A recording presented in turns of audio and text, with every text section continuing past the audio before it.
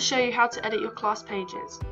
If you go to Manage Website, Add or Edit a Class Page, you'll then be given a list of all the classes registered on the website. Click on the blue plus.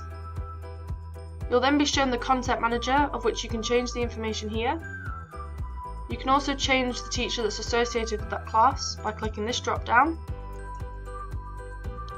If your class has more than one teacher, go to Additional Options. You scroll down and you can add a second, a third, a fourth and a fifth teacher.